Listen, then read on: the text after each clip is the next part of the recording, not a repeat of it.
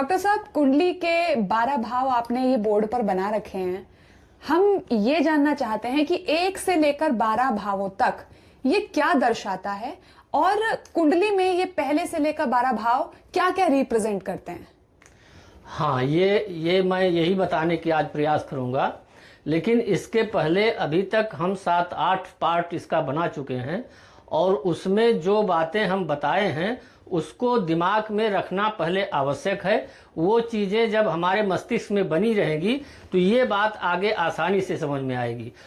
हम लोग ये देख चुके हैं कि ग्रहों में आपस में समानता कब होती है, कौन से ग्रह किस स्थिति में उच्च होते हैं, किस स्थिति में नीच के होते हैं, किस ग्रह में कौन सा तत्व पाया जाता है। और इन सब के बाद आज हम ये शुरू कर रहे हैं कि ये 12 भाव हमारे जो एक जन्मपत्री होती है, इस जन्म लग्न पत्रिका में 12 भाव होते हैं और कौन सा भाव किस चीज़ को इंगित करता है, या हम कहें कि किस भाव से कौन सी घटना, कौन से कारण देखे जाते हैं। उसके लिए पहला भाव ये होता है सबसे ऊपर वाला भाव, जिसे हम लग्न कहते हैं। ये लग्न भी कहा जाता है। लग्न का मतलब नंबर 1। अगर हम जन्मपत्री लेके बैठे तो लग्न में 1 लिखा हो यहाँ, इसका मतलब कि मेष राशि का ये जन्मपत्री है। और हमने पहले भी बताया है कि हमारे राशियाँ 12 हैं और भाव 12 हैं। भाव को हम घर कहते हैं, घर या हाउस कह सकते हैं। ये जो हम आज चर्चा कर रहे हैं वो घर की चर्चा कर रहे हैं कि कौन से घर से किस वस्तु की जानकारी हमको प्राप्त होती है। तो पहला घर जो है ये, अगर हम यहाँ कोई गिनती इस समय लिखे हुए हैं तो वो भाव बताने के लिए लिखे हुए हैं, जबकि जब दूसरी बार हम इसमें चर्चा करते हैं तो जो गिनती लिखते हैं वो भाव के लिए नहीं लिखी जाती है, वो हम राशि, कौन सी राशि उसमें बैठी है, इस बात को इंगित करने के लिए लिखते हैं। क्रम से जो 12 राशियां हैं उनके 1, 2, 3, 4 मेष, वृष, मिथुन, कन्या, इस ढंग से जो जिस नंबर की वो राशि होती है वही नंबर लिखी जाती है। लेकिन जब हम भाव की चर्चा करें तो केवल ये समझने के लिए 1, 2, 3, 4, 5 ये भाव चूंकि 12 होते हैं, इसलिए यहाँ पर ये 1, 2 गिनती लिखी गई है। और एक चीज़ हमने यह भी बताया था कि भाव कभी बदलते नहीं हैं, राशियां परिवर्तित होती हैं, भाव सदैव एक सा रहता है, वो अपनी जगह स्थिर रहता है। राशियां एक दूसरे भावों में बदलती रहती हैं। अब यह पहला भाव है। प्रथम भाव किस चीज़ का कारक होता है, या इस नंबर 1 के खाने में इस घर में कोई ग्रह बैठा है तो वो कैसा परिणाम देगा, इस घर में रहकर वो क्या परिणाम देगा। इस घर के कुछ कारक बताए गए हैं, कौन से कार्य इस घर से देखे जाते हैं। इसके अंतर्गत सबसे पहली बात है कि पहला भाव आत्मा का होता है, जिससे यह पता चलता है कि व्यक्ति साहसी होगा,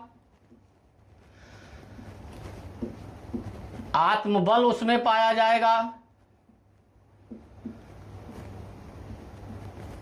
और भय रहित होगा, भयभीत नहीं होगा, आसानी से भयभीत नहीं होगा।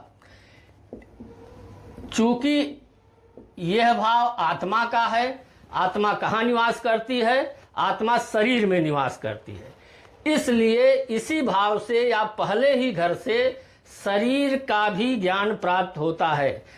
शरीर जातक का कितना बड़ा होगा, छोटा होगा, उसका रूप कैसा होगा, सौंदर्य कैसा होगा उसका, यह भी इसी पहले भाव से जाना जाता है।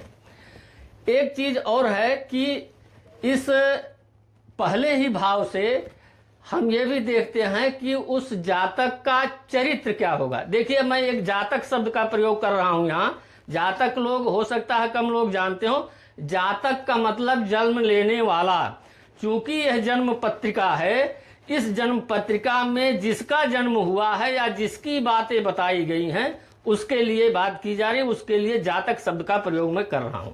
जातक का मतलब व्यक्ति के इसी भाव से उसके चरित्र के बारे में भी जानकारी होती है कि उसका चरित्र कैसा होगा, वो कितना चरित्रवान होगा, सद्गुणी होगा, व्यभिचारी होगा, यह भी इसी पहले भाव से ही देखा जाता है। इसके बाद हम दूसरे भाव की चर्चा करेंगे, या दूसरा घर कहें या दूसरा हाउस कहें। हाउस, घर, ये सब का मतलब एक ही है। ये है दूसरा घर। दूसरा घर, इस घर से हम कुटुंब या परिवार की जानकारी प्राप्त करते हैं।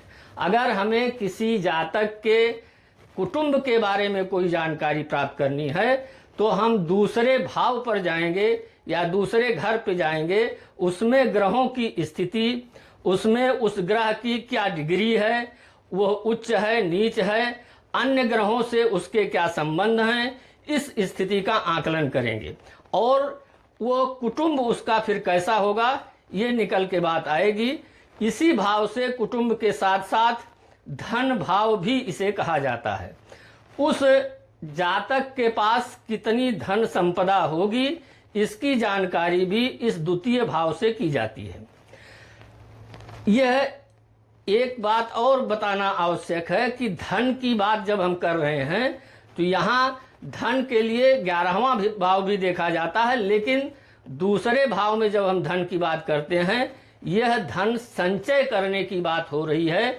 उसके पास धन संपदा कितनी संचित रहेगी, ना कि मैं यह बात कर रहा हूं कि वो इनकम कितनी होगी। धन संचित रहेगा उसके पास या नहीं, यह भी जानकारी इस जन्मपत्री के द्वितीय भाव या दूसरे घर से देखी जाती है। इसके बाद तीसरा भाव आता है। तीसरा भाव परिश्रम का भाव कहा जाता है। इस घर के अनुसार यह जानकारी प्राप्त होती है कि जातक कितना परिश्रमी होगा, या आलसी निकलेगा, या वो कितना डिजायर रखने वाला होगा, कितना महत्वाकांक्षी होगा। इन बातों को जानने के लिए भाव 3 या तीसरे भाव में जातक को हम देखते हैं, ग्रहों की स्थिति तीसरे भाव की क्या है, फिर उसकी हम डिजायर, महत्वाकांक्षा, परिश्रम, और एक बात और है, यह उत्तेजना का भी भाव है। इसमें आक्रामकता भी आती है। अभी मैं कुछ दिन पहले बताया था कि मंगल मिथुन राशि में संचरण कर रहा है इस समय गोचर में। यह मिथुन राशि तीसरा भाव, इस समय मैं बताने के लिए कह रहा हूं कि तीसरे भाव में मिथुन राशि में मंगल इस समय गोचर कर रहा है। 2 अगस्त से लेकर के 18 सितंबर तक है, जो बड़ी भयानक स्थिति पैदा कर रहा है। यह भाव कौमार्य अवस्था को भी दिखाता है। ये 18 से 20-25 वर्ष तक के बच्चों के विषय में जो जानकारी प्राप्त करनी होती है, उस लिए भी तीसरे भाव को हम देखते हैं। इसके बाद चौथा भाव आता है।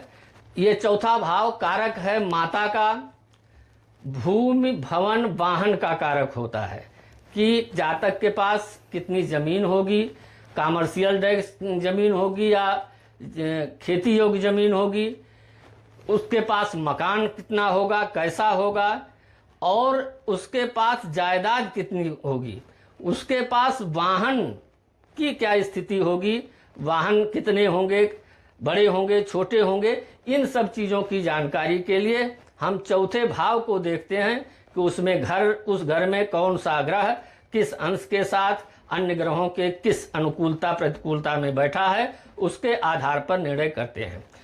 आज इस पार्ट में इतना ही रखते हैं। इसके आगे की बातें हम अगले पार्ट में करेंगे, लेकिन इसके पहले आपसे अनुरोध है कि हमारे इस चैनल वेदांता एस्ट्रो एंड को लाइक करें, शेयर करें और सब्सक्राइब भी करना ना भूलें।